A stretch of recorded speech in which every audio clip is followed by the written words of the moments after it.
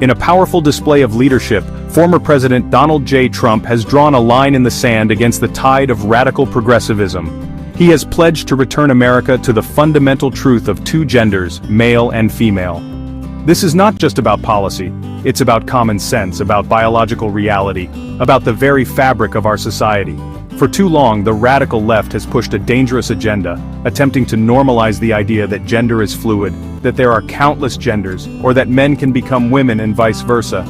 Trump's stance is a breath of fresh air for millions of Americans who are tired of the relentless attacks on our values and our way of life. It's a rejection of the woke ideology that has infiltrated our institutions, from our schools to our military. With this bold declaration, Trump is saying enough is enough.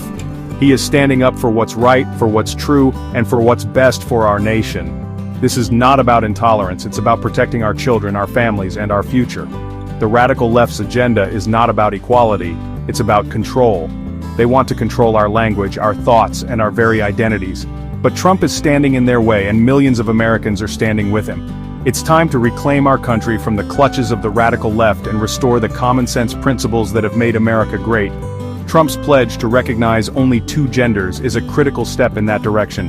It's a victory for sanity, for science, and for the American people.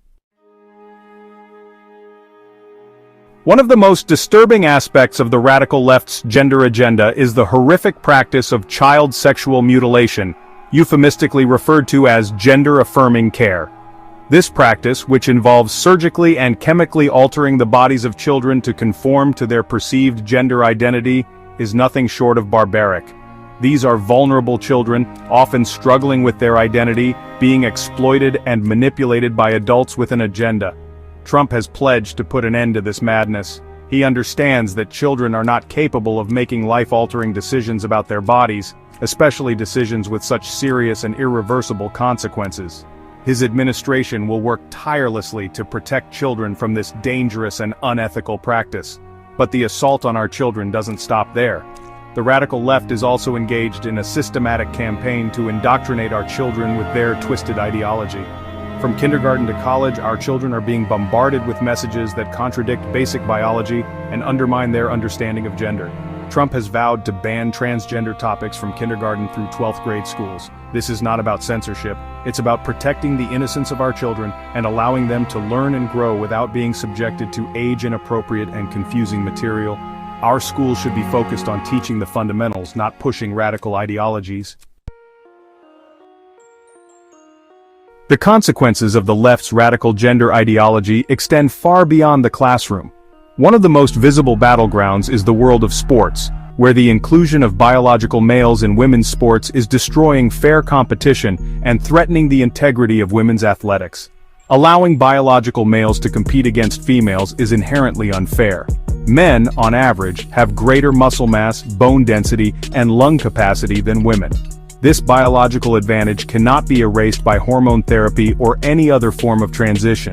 The result is a playing field tilted heavily in favor of biological males, denying female athletes the opportunity to compete on a level playing field and achieve the recognition they deserve. Trump understands that this is fundamentally wrong. He has pledged to protect women's sports by ensuring that only biological females are allowed to compete in women's categories.